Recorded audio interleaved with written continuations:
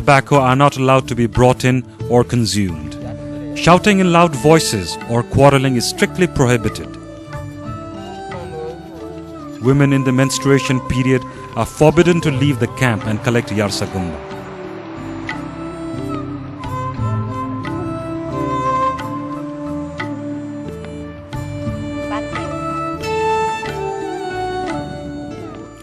The locals have relied on their own traditions to use the medicinal plants in a sustainable manner. But a lot of research and scientific tests are still required to understand details of these biological resources that play such an important role in the lives of the people.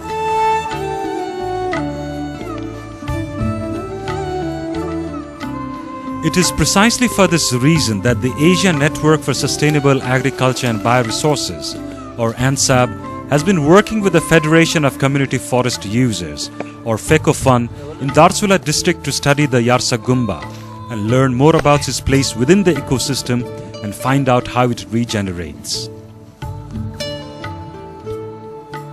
यो अनुसन्धान किन design गरियो किन सुरु गरियो भने समुदायले उपभोक्ताहरूले जो संकलक छन् उनीहरूले यार्सागुम्बा एकपटक संकलन गरेको ठाउँमा अर्को पटक धेरै पाइन्छ एकपटक संकलन गरेर खनेर छोड्यो भने धेरै पाइन्छ सुनपाती भएको जंगल फाड्यो भने त्यहाँ पनि पाइन्छ भनेको हुनाले यी कुराहरुलाई यावत कुराहरुलाई आधार मानेर र यस क्षेत्रका जनताहरुको जीविकोपार्जनमा यार्सागुम्बा प्रत्यक्ष सरकार राख्ने हुनाले हामीले यार्सागुम्बाको अनुसन्धान पुल राख्नु यत्रो पहाड चढेर यत्रो हिमाल चढेर वहाँ पुगेर चाहिँ The daily routine is the same during the collection of yarsagumba. Early in the morning, everyone sets out after having a meal, and the whole day is spent bending over to find the yarsagumba among the short grass and melted snow, a task that is not as easy as it looks.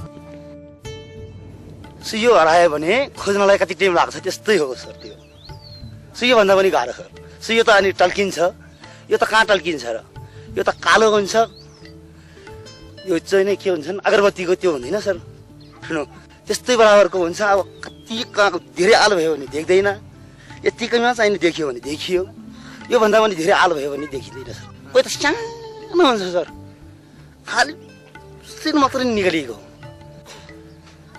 फेरि पछान्ने मान्छेले त्यो सिर यो हो भनेर निकाल्छन् नपछान्ने मान्छेले अब त्यस्तै ठुलो कोना देख्यो भने मात्र टिप्ने भयो त्यो सानालाई के मात्र राखेर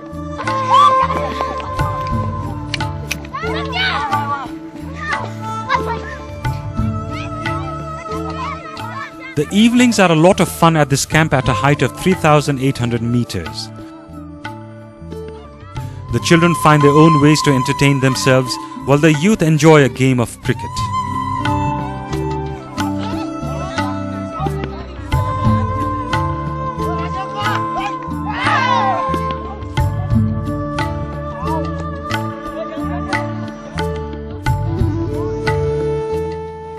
Fun and games in the free time. Then everyone comes back to work. In the evening, everyone can be seen carrying a toothbrush. They use the brush to clean the yarsagumba.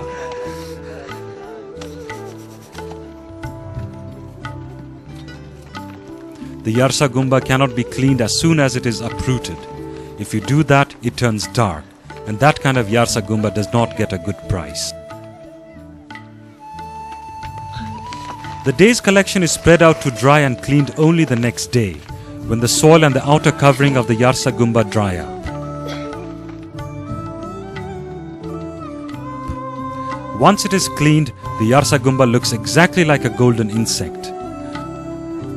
Only after it has been properly dried, it is ready to be sold.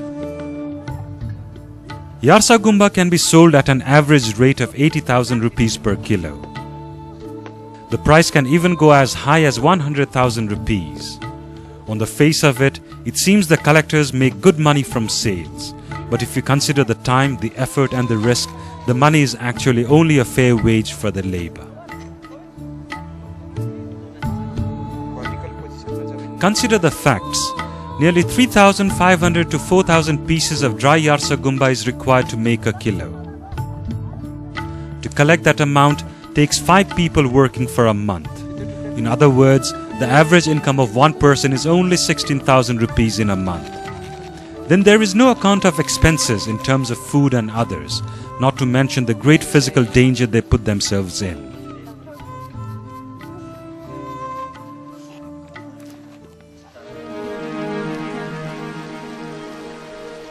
Despite all the prayers they offer and the precautions they take, accidents do happen. Only last year, Amrita Dhami of Khangdang in Rapla lost her husband. Dhire Singh Dhami slipped on the snow and lost his life while on his way climbing to the place of the Yarsa Gumba. Dhire Singh was just 18 when he died, leaving behind a pregnant wife Amrita, who was 16 years old. Now, all her efforts are concentrated on raising her fatherless child.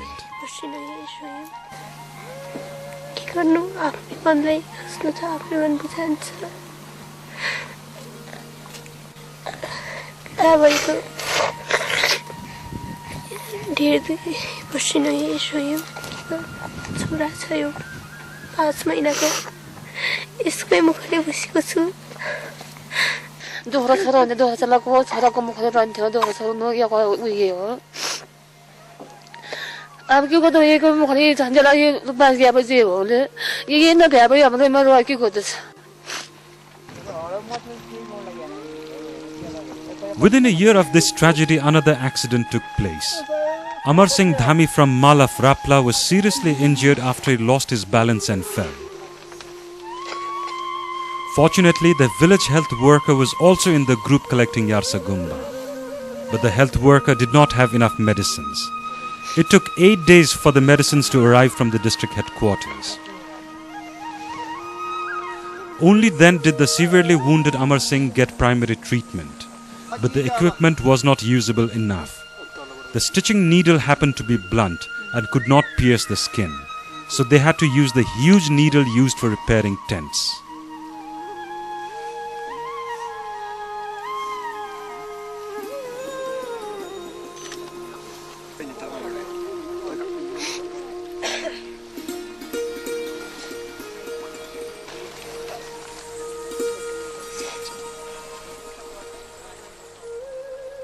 People compete with each other while collecting Yarsa Gumba. But when one needs another's help, they leave everything for the sake of the victim. This meeting is deciding when Amar Singh should be carried down for further treatment. After discussions, it was agreed that the Yarsa Gumba collection would be stopped the next day to take him for treatment.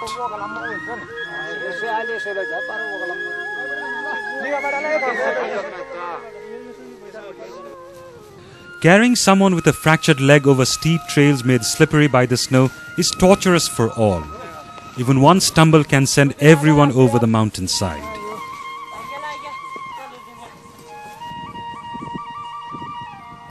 Breathing is very difficult because of the lack of oxygen at such a height. The relatives and the neighbors were tired, but they were still courageous and helpful. Within 3 days, they were able to reach the treatment center. But on the way back, one of them slipped on the snow and lost his life. This is the kind of danger these collectors of Yarsa Gumba find themselves in all the time.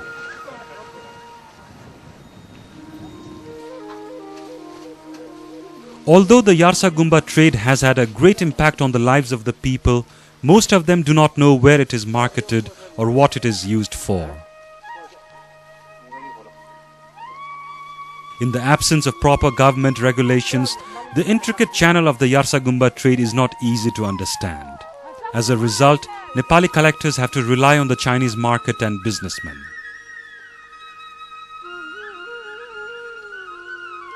Chinese businessmen deal with Nepali wholesalers, who in turn work through middlemen at various local levels.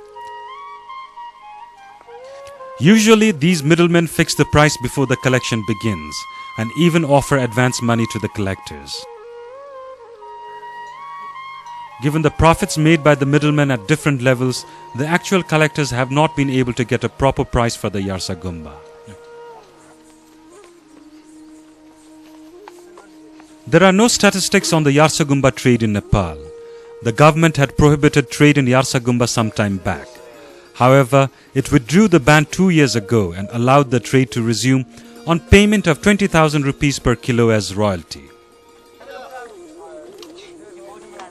At that rate, the government should be earning millions of rupees. But to take one example of what is actually happening, in a year and a half, Dolpa district raised only 60,000 rupees as Yarsagumba royalty.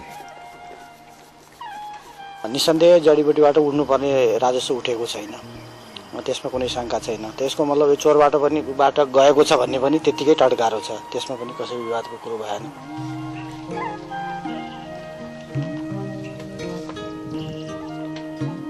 विदेश निकासीमा प्रतिबन्ध लगाएको छ कच्चा पदार्थमा, र यसलाई स्टिमिङ तथा end packaging गरेर विदेश निकासी गर्न पाइन्छ, र त्यस्तो प्रक्रिया छ। तर यहाँको जनताहरू त्यो कलेक्सन गरेर त्यहाँ कहाँ यसको स्टिमिङ र प्याकेजिङ हुन्छ भन्ने कुरा थाहा छैन, र सायद मलाई लाग्छ नेपालमा छैन जस्तो लाग्छ। त्यसैले यस्तो कुराहरू पनि प्रतिबन्ध हटाइदिएर सिधै र मेटेरियल नै निकासी गर्न दियो भने सायद मलाई लाग्छ यहाँ यो यार्सा गुम्बामा कुनै कमी आउने छैन होला जस्तो लाग्छ। जस्तो यार्साकै सन्दर्भमा भन्यो भने त्यो प्रशोधन गर्ने ठाउँसम्म लैजानुपर्ने जुन कुरा छ त्यो कहाँ हो भन्ने अहिलेसम्म ठेगान छैन। सङ्कलकलाई मात्रै प्रमाणपत्र दिएर त्यसको अर्थ छैन। यी यस्ता कुरा कारणले अप्ठ्यारा छन् जुन यसरी गोष्ठी छलफलबाट तय गरेर नीतिगत लेभलबाट क्लियर गर्नुपर्छ जस्तो लाग्छ। अरू 20,000 रुपियाँ जरिवाना होस् न, 40,000 रुपियाँ जरिवाना होस् न, 3,000 चाहिँ